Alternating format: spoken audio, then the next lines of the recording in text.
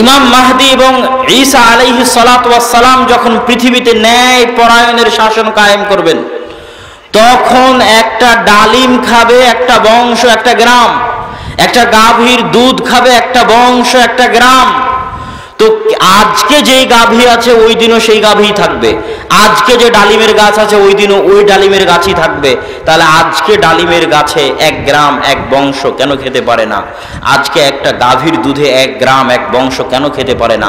ইবনুল কাইয়িম রাহিমাহুল্লাহ লিখছেন, মানুষের গুনাহের কারণে জমিন থেকে বরকত উঠে যায়, জমিন ফসল উৎপাদন করা কমিয়ে দেয়, ফসলে বরকত থাকে না, ধ্বংস হয়ে যায়, নষ্ট হয়ে যায়, দুর্ভিক্ষ দেখা দেয় মানুষের গুনাহের কারণে, মানুষের পাপের কারণে। মানুষের পাপ এত ভারী হয়ে যায় যে যদি চতুষ্পদ জন্তু না থাকতো, ইল্লাল গানাইম, গরু ছাগল মহিষ মুরগি পশু পাখি যদি না থাকতো, তাহলে আসমান আর কোনোদিন বৃষ্টি বর্ষণ করতো না, জমিন আর কোনোদিন নিজের পেট থেকে খাদ্য উৎপাদন করতো না, ফসল উৎপাদন করতো না। মানুষের গুনাহের বোঝা এত ভারী আর মানুষের গুনাহের পাল্টা প্রতিক্রিয়া এত কঠিন। কিন্তু যেহেতু দুনিয়াতে আল্লাহর চতুষ্পদ জন্তু আছে, ওদের তো খাবারের ব্যবস্থা করতে হবে, তাই আল্লাহ দয়াবান হয়ে আসমান থেকে বৃষ্টি বর্ষণ হয় আর জমিন থেকে খাদ্য উৎপাদন হয় তাদের ওপর দয়া করে। কিন্তু মানুষের গুনাহের পাল্টা প্রতিক্রিয়া এত ভয়ঙ্কর। তো মাহদী আর ঈসা আলাইহিস সালাতু ওয়াস সালামের যুগে গুনাহ কমে যাবে, ন্যায় পরায়ণতায় আসমান জমিন পরিপূর্ণ হয়ে যাবে। যখন ন্যায় পরায়ণতায় আসমান জমিন পরিপূর্ণ হয়ে যাবে, তো লাফাতাহাত বারাকাতুস সামাই ওয়াল আরজ, আসমান জমিনের বরকতের সকল দরজা আল্লাহ খুলে দিবেন। আল্লাহু আকবার। এই হামদ সানার মধ্যে তারপরে কি আছে? আউযু বিল্লাহি মিন শুরুরি আনফুসিনা ওয়া মিন সাইয়্যাতি আমালিনা মান ইয়াহদিহিল্লাহু ফালা মুদিল্লা লাহু। আল্লাহ সুবহানাহু তাআলা যাকে হেদায়েত দিতে চান তাকে কেউ পথ ভ্রষ্ট করতে পারে না, আর আল্লাহ সুবহানাহু তাআলা যাকে হেদায়েত দিতে চান না তাকে কেউ হেদায়েত দিতে পারে না। এই জন্য বলা হয় হেদায়েতের মালিক কে? আল্লাহ। তাহলে এখন আপনি বলবেন, তাহলে আমি যে গুনাহ করছি এই গুনাহের জন্য তো আমি দায়ী নই, আল্লাহ দায়ী। হ্যাঁ, নাউজুবিল্লাহ। দেখেন, এই জায়গায় তাকদীরের একটা ছোট্ট মাসালা বলে হামদ সানার বাকি অংশ শেষ করব। আল্লাহ সুবহানাহু তাআলার ইচ্ছা দুই ভাগে বিভক্ত। আল্লাহ সুবহানাহু তাআলার পৃথিবী পরিচালনাগত ইচ্ছা আর আল্লাহ সুবহানাহু তাআলার শারঈ ইচ্ছা। আল্লাহ সুবহানাহু তাআলা জিন কার সৃষ্টি? জোরে কথা বলতে হবে, কার সৃষ্টি? ইবলিস কার সৃষ্টি? আল্লাহর কি এমন ঠেকা পড়েছে যে ইবলিসকে জাহান্নামে দিতে হবে? ইবলিসের সাথে আল্লাহর অতীত কোনো শত্রুতা আছে? কোনো শত্রুতা নেই। ফেরাউন কার সৃষ্টি? ফেরাউন কার বান্দা? আল্লাহর বান্দা, আল্লাহর সৃষ্টি। ফেরাউনের সাথে আল্লাহর কি অতীত কোনো শত্রুতা আছে যে ফেরাউনকে জাহান্নামে দিতে হবে? নাই। তাহলে আল্লাহ শারআন, শারঈগতভাবে, নীতিগতভাবে, শারআনের যদি বাংলা অনুবাদ করি তাহলে নীতিগতভাবে আল্লাহ সুবহানাহু ওয়া তাআলা শারআন, নীতিগতভাবে আইনগতভাবে তার প্রত্যেক সৃষ্টিজীবের কল্যাণ চান। আল্লাহ চান যে ইবলিস ইসলাম গ্রহণ করে আদমকে সিজদা করে জান্নাতে যাক, এটা আল্লাহর শারআন, নীতিগত চাওয়া। আল্লাহ চান যে ফেরাউন হেদায়েত প্রাপ্ত হোক, আল্লাহর প্রতি ঈমান আনয়ন করুক, তারপরে ফেরাউন আল্লাহর প্রতি ঈমান আনয়ন করে জান্নাতে যাক, এটা কার চাওয়া? আল্লাহর চাওয়া। এই জন্যই তো আল্লাহ সুবহানাহু ওয়া তাআলা নবী রাসূল পাঠিয়েছেন। কিন্তু ইবলিস যখন সিজদা করলো না, তখন আল্লাহ কি ইবলিসকে জোর করে সিজদা করাতে পারতেন না? জিবরাইলকে বলতে, জিবরিল ইবলিসের মাথা ধর, মাথা ধরে সিজদা করা, পারতেন না? পারতেন না। আলা কুল্লি শাইইন কাদির, সবকিছুর উপর ক্ষমতাবান, ফাআলুল লিমা ইউরিদ, যা ইচ্ছা তাই করতে পারেন। ইবলিস কেন? ইবলিসের বাপও সিজদা করতে বাধ্য আল্লাহ সুবহানাহু ওয়া তাআলা যদি চান। তো আল্লাহ সুবহানাহু ওয়া তাআলা শারআন, নীতিগতভাবে চান ইবলিস হেদায়েত প্রাপ্ত হোক, কিন্তু ইবলিস যখন সিজদা করেনি তখন আল্লাহ জোর করে ইবলিসকে সিজদা করায়নি। তো ইবলিসের বাপের ক্ষমতা ছিল সিজদা না করে টিকে থাকা। আল্লাহ যদি অনুমতি না দেয়, আল্লাহ যদি পারমিশন না দেয়, তো আল্লাহ সুবহানাহু ওয়া তাআলা তাকে জোর করে সিজদা করাননি, তাকে ধ্বংস করেননি, তাকে টিকিয়ে রেখেছেন। এটা ইবলিসের বাপের ক্ষমতা নাই, এটা আল্লাহ সুবহানাহু ওয়া তাআলা তাকে ছাড় দিয়েছে, তাই এটাও আল্লাহর একটা ইচ্ছা। তো তেমনি ভাবে আল্লাহ সুবহানাহু ওয়া তাআলা চান যে আপনি হেদায়েত প্রাপ্ত হয়ে 5 ওয়াক্ত সালাত আদায় করেন, গান বাজনা না শোনেন, টিভি সিনেমা অশ্লীল দৃশ্য না দেখেন, এটা আল্লাহর চাওয়া। এই চাওয়ার জন্য আল্লাহ কোরআন পাঠিয়েছে, এই চাওয়ার জন্য আল্লাহ নবী পাঠিয়েছে, এই চাওয়ার জন্য আল্লাহ আজকে প্রোগ্রামের আয়োজন করেছে, এই চাওয়ার জন্য আল্লাহ বক্তব্যের ব্যবস্থা করে দিয়েছে, জুমার খুতবা করে দিয়েছে, মসজিদ করে দিয়েছে। এত কিছু করে দেওয়ার পরও যখন আপনি গান শোনেন, আপনার কান কি বধির হয়ে যায়? কি কথা বলেন না যে কান বধির হয়? কিন্তু আল্লাহ চাইলে বধির করতে পারেন না? পারেন না? তোকে গান শুনতে দিব না, কেমনে শুনিস দেখি? পারেন বধির করতে। আপনি যখন অশ্লীল দৃশ্য দেখেন, আপনার চোখ কি অন্ধ হয়? হয় না। আল্লাহ চাইলে অন্ধ করতে পারে না? পারে না? পারেন। তাহলে আল্লাহ শারআন চাচ্ছেন আপনি না দেখেন, কিন্তু যখন আপনি দেখছেন তখন আল্লাহ বাধাও দেয় না। তো ওই যে আল্লাহ বাধা দিচ্ছেন না, এটাও আল্লাহ সুবহানাহু ওয়া তাআলার একটা ইচ্ছা, একটা পারমিশন, একটা ছাড়। না হলে আপনার বাপের ক্ষমতা ছিল না যে আপনি দেখেন। ওই চোখও আল্লাহর দেওয়া, ওই কানও আল্লাহর দেওয়া। বুঝাতে পারিনি মনে হয়? তাহলে মানুষ যে গুনাহ করে, এই গুনাহ মানুষ স্বেচ্ছায় করে, কিন্তু স্বেচ্ছায় করার মধ্যেও আল্লাহর ছাড় থাকে, আল্লাহর দেওয়া ক্ষমতা থাকে, আল্লাহর দেওয়া পাওয়ার থাকে, আল্লাহর দেওয়া সকল কিছু ব্যবহার করে মানুষ গুনাহ করে, আল্লাহ বাধা দেন না। কিন্তু আল্লাহ ওটা চানো না যে মানুষ গুনাহ করে, আল্লাহ শারআন চান যে মানুষ হেদায়েত প্রাপ্ত হোক। তো এটাই হচ্ছে আল্লাহ সুবহানাহু তাআলার মানুষকে হেদায়েতে নিয়ে আসার যে অনুবাদটা করলাম, সেটার উপরে যে প্রশ্ন উত্থাপন হতে পারে সেটার সংক্ষিপ্ত ব্যাখ্যা।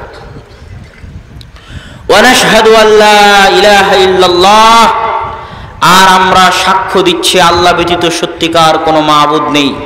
ওয়া নাশহাদু আন্না মুহাম্মাদান আবদুহু ওয়া রাসূলুহু, আর আমরা সাক্ষ্য দিচ্ছি মুহাম্মদ সাল্লাল্লাহু আলাইহি ওয়াসাল্লাম আল্লাহর বান্দা এবং তার রাসূল। তো প্রথম সাক্ষ্য দিলাম যে আল্লাহ ব্যতীত ইবাদতের যোগ্য কেউ নাই। ইলাহ মানে কিসের যোগ্য? ইলাহ মানে কিসের যোগ্য? ইবাদতের যোগ্য। ইলাহ মানে ইবাদতের যোগ্য।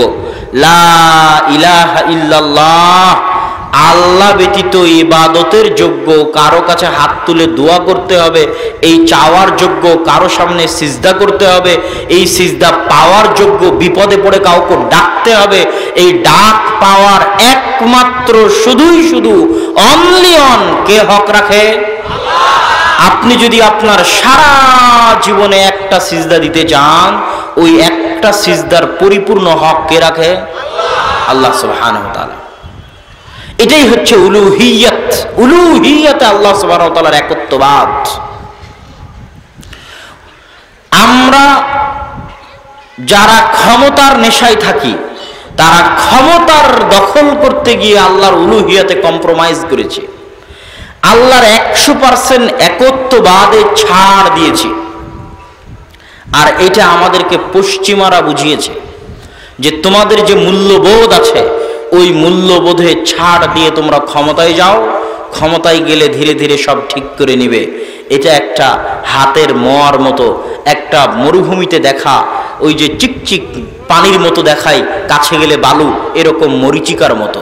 বরং আল্লাহর উলুহিয়তে সরিষা সমপরিমাণ ছাড় না দিয়ে পুরো জীবন অতিক্রম করে দেওয়া একজন মুসলমানের সফলতা।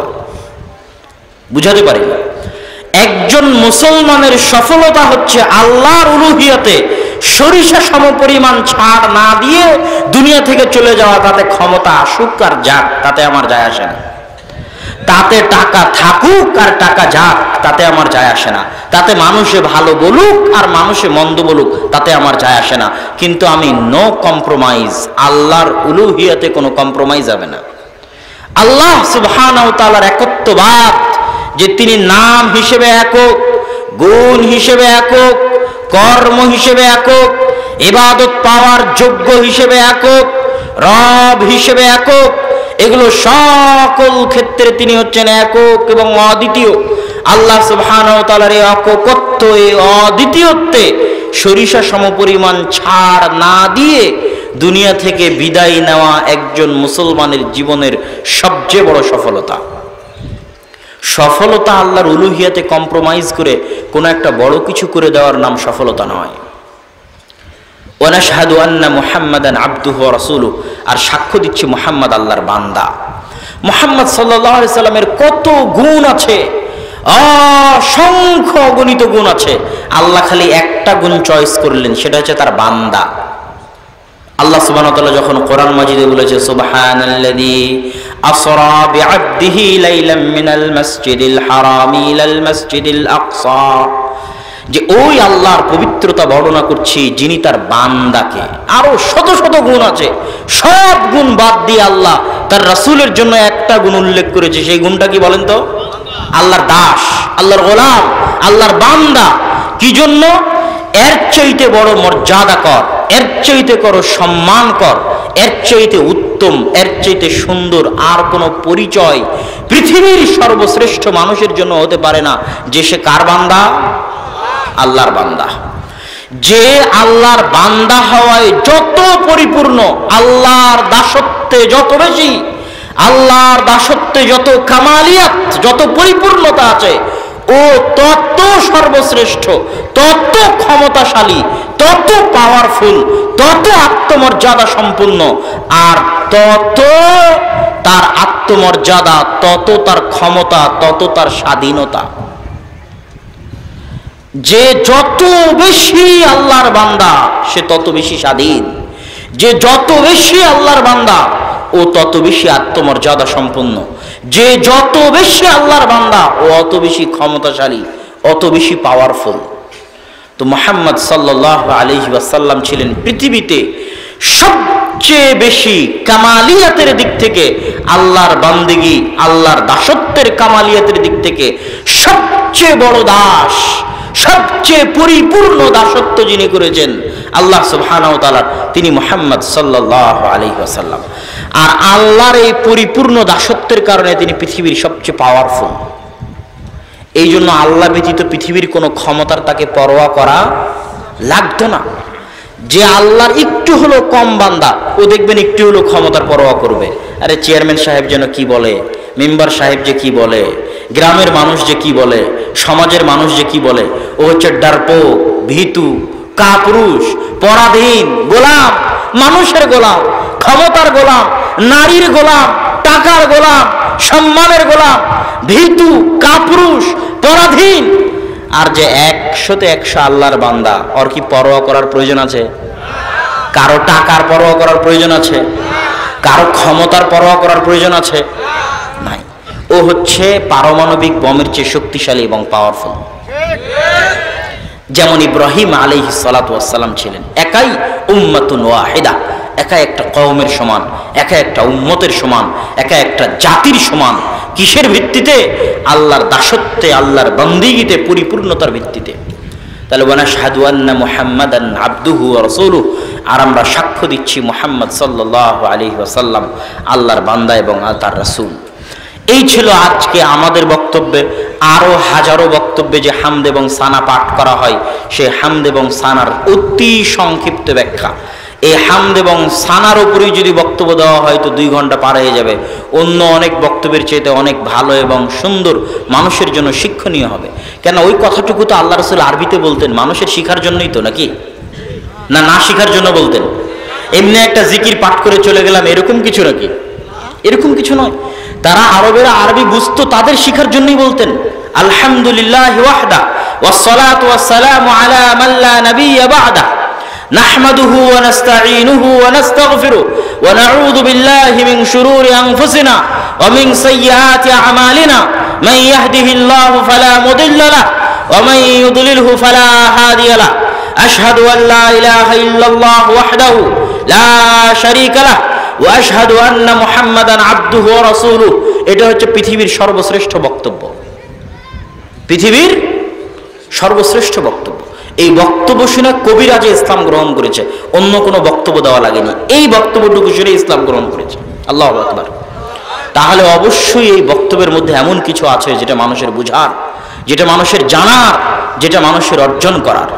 সম্মানিত উপস্থিতি, আজকে আপনাদের সামনে আমার আলোচনার বক্তব্যের সংক্ষিপ্ত বিষয়বস্তু শয়তানের ষড়যন্ত্রে মানুষ, শয়তানের দাসত্বে মানুষ। এই পৃথিবী সৃষ্টির আল্লাহ সুবহানাহু ওয়া তাআলার যে রহস্য আছে, এই রহস্যের 2টা জিনিস, 2টা সৃষ্টি যদি আমরা ভেদ না করতে পারি তাহলে আমরা হেদায়েত প্রাপ্ত হব না। একটা হচ্ছে মালাইকা ফেরেশতা, আর একটা হচ্ছে শয়তান জিন শয়তান, এই দুইটা সম্পর্কে যদি আমরা না জানি তো আমাদের হেদায়েতের রাস্তা খুঁজে পাওয়া কঠিন আছে। আমি উদাহরণ দিয়ে বুঝার জন্য বলি, হাজারো যুবক আছে যারা মোবাইলে গেম খেলে, এরা হচ্ছে গেমের গোলাম। কিসের গোলাম? গেমের গোলাম। কেউ আছে ফেসবুকের গোলাম, আছে না নাই? ঘুমাতে ঘুমাতে ফেসবুক চালিয়েছে, ঘুম থেকে উঠেও আবার মোবাইল হাতে নিয়েছে, এরা মোবাইলের গোলাম। কি জন্য? মানুষ একটা দিনে আল্লাহ সুবহানাহু ওয়া তাআলাকে যতবার স্মরণ করে তার চেয়ে বেশি, হাজারবার বেশি স্মরণ করে মোবাইলকে। তাহলে কিসের গোলাম হলো? মোবাইলের গোলাম হলো। তো ওই গোলামের মধ্যে আমরা সবাই পড়ে গেছি, আল্লাহুল মুস্তাআন। তো এরকম যারা মোবাইলে গেম খেলে এরা জানে যে যদি ভিলেন না থাকে, যাকে মারবে, যে শত্রুকে মারবে, তাহলে ওই গেম খেলে মজা নাই। ভিলেন ছাড়া কোনোদিন কোনো গেম জমে না, ভালো হয় না। তো আল্লাহ সুবহানাহু ওয়া তাআলা এই পৃথিবী যখন সৃষ্টি করেন, তো মানুষকে যে সৃষ্টি করলেন, মানুষকে যে জান্নাতে দিবেন জাহান্নামে দিবেন, ভিলেনকে তো আল্লাহ ভিলেন বানালেন শয়তানকে। মানুষকে সহযোগিতা করবে কে? রাস্তা দেখাবে কে? তো হিরো বানালেন নবী রাসূলকে, পবিত্র কোরআনকে, আর নবী রাসূলের কথা এবং বাণীকে। তো মানুষ যদি শয়তান ভিলেন, তার জীবনের সবচেয়ে বড় দুশ্মন, সবচেয়ে বড় শত্রু শয়তান সম্পর্কে না জানে, মানুষ হেদায়েতের রাস্তা খুঁজে পাবে না। পবিত্র কোরআন খুলবেন, সবচেয়ে বড় শত্রু কাকে বলা আছে কোরআনে? ইন্নাশ শাইতানা লাকুম আদুউম মুবিন, নিশ্চয় শয়তান তোমাদের প্রকাশ্য শত্রু, ভয়ঙ্কর শত্রু, ভয়াবহ শত্রু। আমরা যখন বক্তব্য দিতে উঠি তখন রক্ত গরম হয়ে গেলে আমাদের সবচেয়ে বড় শত্রু আমেরিকা, আমাদের সবচেয়ে বড় শত্রু ইসরায়েল, আমাদের সবচেয়ে বড় শত্রু ভারত, আমাদের সবচেয়ে বড় শত্রু অমুক। এই যে রক্ত গরম হয়ে যখন বক্তব্য শুরু হয়ে গেল, তা আমেরিকা ইসরায়েলের সাথে কবে যে দেখা হবে আর কবে যে যুদ্ধ হবে আপনি জানেন? জানেন? ওরকম হাজারো প্রজন্ম দুনিয়া থেকে চলে গেছে, আমেরিকা ইসরায়েলের সাথে যুদ্ধই হয়নি। গেছে না? গেছে না? কিন্তু সকাল থেকে সন্ধ্যা পর্যন্ত আপনার সাথে যে একটা শত্রু আছে 24 ঘন্টা, ওর নাম কি? জোরে বলেন, ওর নাম কি? শয়তান। তো ওকে যদি আপনি না চেনেন তাহলে আপনি হেদায়েতের রাস্তা খুঁজে পাবেন কেমনে? পাবেন না। শয়তানের ষড়যন্ত্র অনেক ভয়ঙ্কর, অনেক ভয়ঙ্কর। ফেরেশতাকে চিনতে হবে, শয়তানকে চিনতে হবে। ফেরেশতাকে চিনতে হবে, শয়তানকে চিনতে হবে। আসেন আমরা একটু শয়তানকে চিনি। পবিত্র কোরআন পরিপূর্ণ হয়ে আছে শয়তান দিয়ে, আর হাদিস পরিপূর্ণ হয়ে আছে শয়তান দিয়ে। আমরা যখন কোরআন পড়াই শুরু করি তখন কি বলি? আউযু বিল্লাহি মিনাশ শাইতানির রাজীম, বিতাড়িত শয়তান থেকে পরিত্রাণ চাচ্ছে। আচ্ছা, শয়তান যদি নাই থাকবে, শয়তান যদি কাল্পনিক কিছু হবে, তাহলে কোরআনের মতো একটা পবিত্র গ্রন্থ পড়তে সারা জীবনে হাজারবার লাখবার খালি শয়তান থেকে পরিত্রাণ চাই, শয়তান থেকে পরিত্রাণ চাই, শয়তান থেকে পরিত্রাণ চাই, এটা কি পাগল ধর্ম নাকি? আপনি কি মনে করেন? যদি শয়তানের অস্তিত্ব নাই থাকবে তাহলে এটা কি পাগল ধর্ম নাকি যে রাত দিন খালি এটাই পড়াচ্ছে? কি বলো? আউযু বিল্লাহি মিনাশ শাইতানির রাজীম, বিতাড়িত শয়তান থেকে পরিত্রাণ চাই। তো শয়তান তো অবশ্যই এমন ভয়ঙ্কর কিছু, এমন ভয়াবহ কিছু, এমন ভয়ানক কিছু, আপনার কল্পনার চাইতে, আপনার চিন্তার চাইতে, আপনার ভাবনার চাইতে ভয়ঙ্কর এবং ভয়ানক কিছু। এত ভয়ানক, এত ভয়ঙ্কর যে 24 ঘন্টা আপনাকে পড়তে হচ্ছে আউযু বিল্লাহি মিনাশ শাইতানির রাজীম। না কি বলেন? আপনি কি মনে করেন? যদি এত ভয়ঙ্কর না হয় এত গুরুত্ব দিয়ে বলার কি দরকার? এত গুরুত্ব দিয়ে বলার প্রয়োজন নাই তো। কোরআনে সব জায়গায় আল্লাহ সুবহানাহু ওয়া তাআলা বলছে তোমাদের সবচেয়ে বড় শত্রু শয়তান, তোমাদের মহা শত্রু শয়তান, তোমাদের ভয়ঙ্কর শত্রু শয়তান। কেন শয়তান ভয়ঙ্কর শত্রু? আল্লাহ পবিত্র কোরআনে শয়তানের কিছু ওয়াদা উল্লেখ করেছে, শয়তানের শপথ। ওয়ালা উযিল্লান্নাহুম ওয়ালা উমান্নিয়ান্নাহুম ওয়ালা আমুরান্নাহুম, কোরআনের আয়াত। শয়তানের শপথ করছে যে অবশ্যই আমি মানুষকে পথ ভ্রষ্ট করবই করব। ওয়ালা উযিল্লান্নাহুম, অবশ্যই আমি মানুষকে পথ ভ্রষ্ট করেই ছাড়ব। ওয়ালা আকুদান্নাহুম সিরাতাকাল মুস্তাকিম, মানুষ সিরাতে মুস্তাকিমে যেন চলতে না পারে, এই জন্য সিরাতে মুস্তাকিমে চলার ক্ষেত্রে মানুষের রাস্তায় আমি শয়তান বাধা দিব তার ডান দিক থেকে, আমি শয়তান বাধা দিব তার বাম দিক থেকে, আমি শয়তান বাধা দিব তার সামনে থেকে, আমি শয়তান বাধা দিব তার পিছন থেকে। এগুলো কোরআনের আয়াতে আল্লাহ বর্ণনা করতেছেন। কার শপথ? জোরে বলেন, কার শপথ? শয়তানের শপথ। তো শয়তান যদি কাল্পনিক কিছু হয়, আর মানুষ যতই আপনি বলেন আমি শয়তানে বিশ্বাস করি, কেউ শয়তানে বিশ্বাস করে না। যতই বলেন ফেরেশতায় বিশ্বাস করি, আসলে কেউ ফেরেশতাতে বিশ্বাস করে না। মানুষ যদি শয়তান আর ফেরেশতাকে জানতো, মানুষ কোনোদিন গুনাহই করত না। মানুষ যদি বুঝতো যে শয়তান কি, শয়তানের ষড়যন্ত্র কেমন, সে কিভাবে শয়তানের গোলাম হয়ে গেছে, কিভাবে শয়তানের দাস হয়ে গেছে, আর শয়তান যে বাস্তব কিছু, নট কাল্পনিক, শয়তান যে সত্যিই মানুষকে গোলাম বানাতে পারে, আমরা যে সত্যিই শয়তানের গোলাম হয়ে গেছি, এটা যতক্ষণ না বুঝতে পারবো ততক্ষণ শয়তানের গোলামি থেকে মুক্তি পাবো কিভাবে? পাবো না তো মুক্তি। জানতে তো হবে আগে শয়তান কে। শয়তানের পরিচয়ের 1 নম্বর পয়েন্ট হচ্ছে, মানুষও শয়তান হতে পারে, জিনও শয়তান হতে পারে। জিন আর মানুষের বাইরে শয়তান বলে আলাদা কোনো সৃষ্টি নাই। আল্লাহ জিন শয়তানই মূল শয়তান। জিনদের মধ্যে যারা পথভ্রষ্ট, জিনদের মধ্যে যারা খারাপ, এরাই শয়তান। আর শয়তানের সবচেয়ে বড় নেতাকে ইবলিস। সবচেয়ে বড় নেতাকে ইবলিস। এবং ইবলিস মহাসমুদ্রে বিশাল আসন নিয়ে বসে, এটা কাল্পনিক নয়, সত্যি ইবলিস মহাসমুদ্রে। আজকেও ইবলিস মহাসমুদ্রে তার আসন নিয়ে বসেছে। সারা পৃথিবীতে তার যে বিশাল বাহিনী আছে মানুষকে পথভ্রষ্ট করার, আমাকে এবং আপনাকে পথভ্রষ্ট করার, ওই সব বাহিনী তাকে গিয়ে রিপোর্ট দেয়। আল্লাহর বাহিনী ফেরেশতা আল্লাহকে গিয়ে রিপোর্ট দেয় মানুষ আজ সারাদিন কি করেছে। আর ইবলিসের বাহিনী শয়তান গিয়ে ইবলিসকে রিপোর্ট দেয় কতজন মানুষকে গান শুনিয়েছে, কতজন মানুষকে জেনায় লিপ্ত করিয়েছে, কতজন মানুষকে দিয়ে এই গুনাহ করিয়ে নিয়েছে। তখন ইবলিসের কাছে সবচেয়ে দামি গুনাহ হচ্ছে স্বামী স্ত্রীর মধ্যে তালাক করিয়ে দেওয়া। সবচেয়ে দামি কাজ পৃথিবীতে, ফাসাদ সৃষ্টি করার, পৃথিবীতে ফিতনা সৃষ্টি করার সবচেয়ে দামি কাজ স্বামী স্ত্রীর মধ্যে বিচ্ছিন্নতা করিয়ে দেওয়া। এটাতে ইবলিস সবচেয়ে খুশি হয়, তার সাথে উঠে গিয়ে কোলাকুলি করে। হাদিসের বাক্য, ইয়ালতাজিমু, তাকে উঠে গিয়ে কোলাকুলি করে। নাম আনতা, ইবলিস বলে হ্যাঁ তুমি ঠিক কাজ করেছো, তোমারই আমার দরকার। কেন ইবলিস এত খুশি হয় স্বামী স্ত্রীর বিচ্ছিন্নতায়? আল্লাহ বহু বক্তব্যে, আদর্শ পরিবারের বহু বক্তব্যে আমি বলেছি, আল্লাহ পৃথিবীকে আবাদ করে কি দিয়ে? পরিবার দিয়ে। কি দিয়ে আবাদ করছে আল্লাহ পৃথিবীকে? পরিবার দিয়ে। যখন লূত আলাইহিস সালামের কওম পরিবার প্রথার বিরুদ্ধে চলে গেছে, তখন আল্লাহ লূত আলাইহিস সালামের কওমকে এইভাবে উল্টিয়ে ধ্বংস করে দিয়েছে, দুনিয়াতেই রাখেনি। পৃথিবীর মানুষ আবারও যেই দিন পরিবার প্রথার বিরুদ্ধে চলে যাবে, ওই দিন আল্লাহ পৃথিবী ধ্বংস করে দিবে। সেই দিন কোন দিন? যেই দিন মানুষ, কুকুর যেমন কুকুরনির সাথে রাস্তায় মিলিত হয় লজ্জা বুঝে না, গাধা যেমন গাধীর সাথে প্রকাশ্যে মিলিত হয় লজ্জা বুঝে না, মানুষ ওইভাবে জেনায় লিপ্ত হবে, লজ্জা বুঝবে না।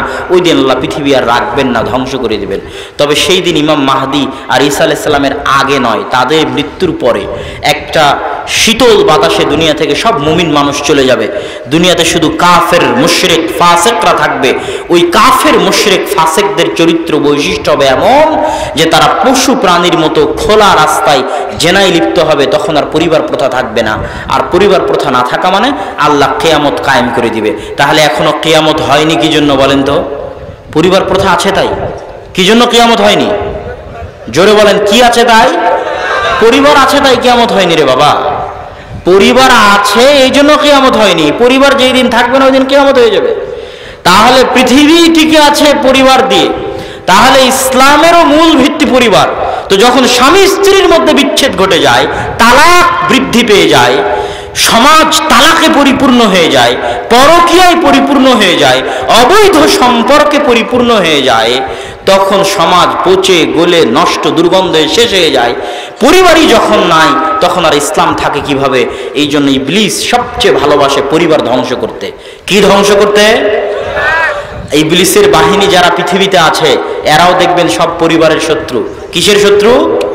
পরিবারের শত্রু। ওই যে মা এবং বোনকে বাড়ির থেকে বের করে নিয়ে যাবে, এনজিওর কর্মী, নারীবাদীরা, এই নারীবাদীরা সব কার গোলাম? ইবলিসের গোলাম। কার গোলাম? শয়তানের গোলাম। এবং কে জানে এদের সাথে শয়তানের কথোপকথন হয়, মিটিং হয়, অস্বাভাবিক কিছু নয়।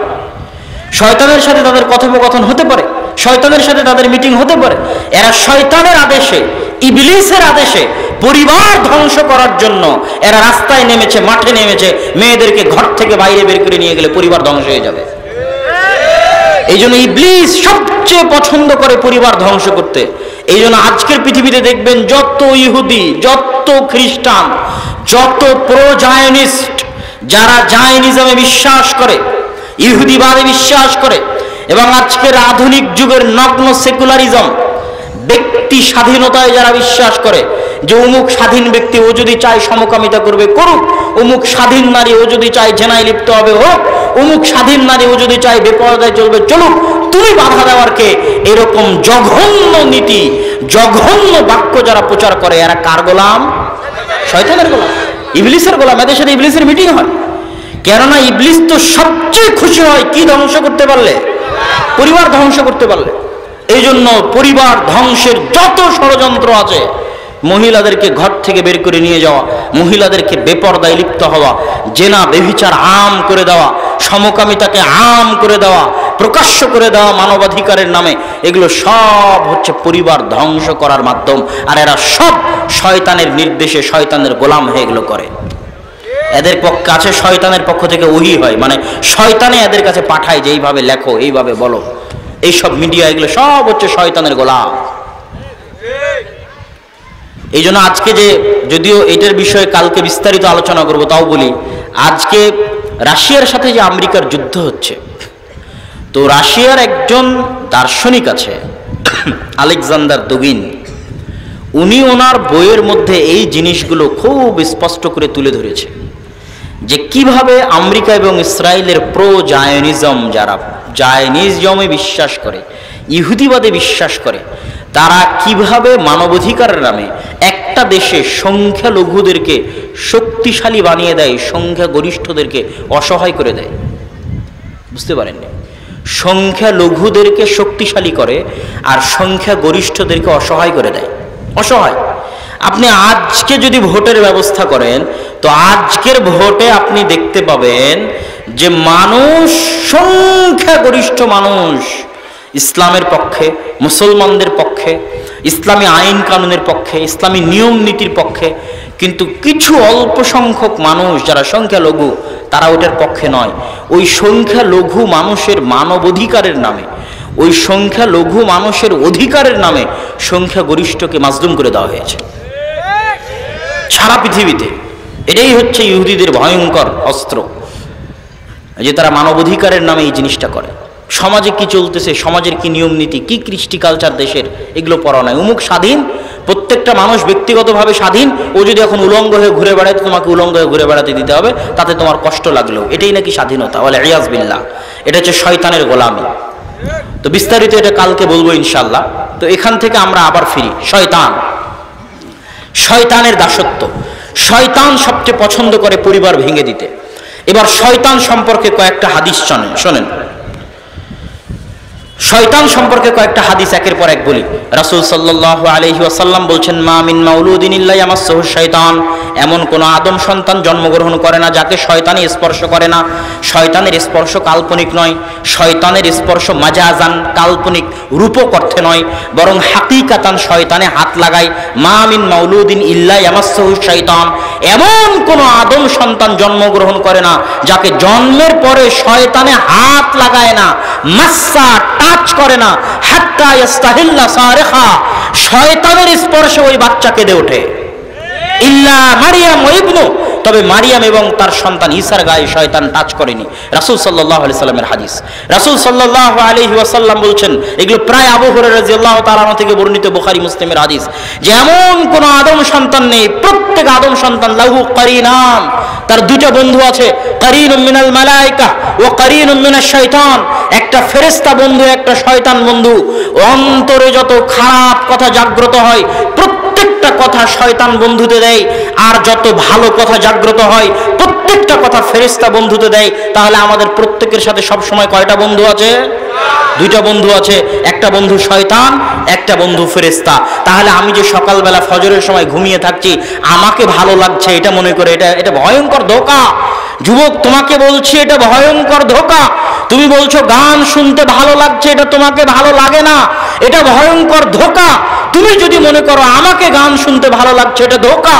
তুমি যদি মনে করো আমাকে ফজরের পর শুয়ে থাকতে ভালো লাগছে, এটা ধোঁকা। যুইয়িনা লাহুম, তোমার সামনে ভালো লাগায় আর শয়তানে ভালো লাগায়। অতএব তুমি আগে এটা বুঝতে শিখো, নাহলে যুদ্ধ করতে পারবে না। এই পৃথিবীতে মরা পর্যন্ত যুদ্ধ হচ্ছে শয়তানের সাথে। শয়তানের সাথে তো তখন যুদ্ধ করতে পারবে যখন তুমি জানবে যে আমি ফজরে আমাকে ঘুমাচ্ছে কে, ফজরে আমাকে ঘুম পাড়াচ্ছে কে বলেন, আপনাকে গান শোনাচ্ছে কে, আপনার কানের মধ্যে গানকে ভালো লাগায় কে, শয়তান। যখন কারো কান গানের আওয়াজ শুনতে পছন্দ করে, ইবনুল কাইয়িম বলছে মৃত্যুর সময় তার কান কালেমা লা ইলাহা ইল্লাল্লাহকে ঘৃণা করে, নাউযুবিল্লাহ। যার কান একবার গানের আওয়াজ শুনতে ভালোবাসে, মৃত্যুর সময় ওর কান কাকে ঘৃণা করে, কালেমা লা ইলাহা ইল্লাল্লাহকে ঘৃণা করে। তাহলে শয়তানকে আপনি চিনতে পারবেন না যতক্ষণ না শয়তানের শক্তি ক্ষমতা জানবেন। রাসূল সাল্লাল্লাহু আলাইহি ওয়াসাল্লাম বলেছেন ইন্না শাইতান ইয়াজরি মাজরাদ দাম, মানুষের রক্তের কণায় কণায় শয়তান চলতে পারে। এটা কি কাল্পনিক না বাস্তব? বাস্তব। আপনার রক্তের কণায় কণায় শয়তান চলতে পারে। এই জন্য রাসূল সাল্লাল্লাহু আলাইহি ওয়াসাল্লাম বলছেন যারা শাহওয়াত, নিজের মনের শাহওয়াত কন্ট্রোল করতে চায় তারা রোজা রাখো। রোজা রাখলে খাবার কম হয়, খাবার কম হলে রক্ত কণিকা ছোট হয়ে যায়। রক্ত কণিকা ছোট হয়ে যাওয়ার জন্য শয়তান ঢুকতে পারে না রক্ত কণিকার মধ্যে। এই জন্য সিয়াম রাখো, রোজা রাখো, যাতে শয়তানে তোমার রক্ত কণিকার মধ্যে ঢুকতে না পারে।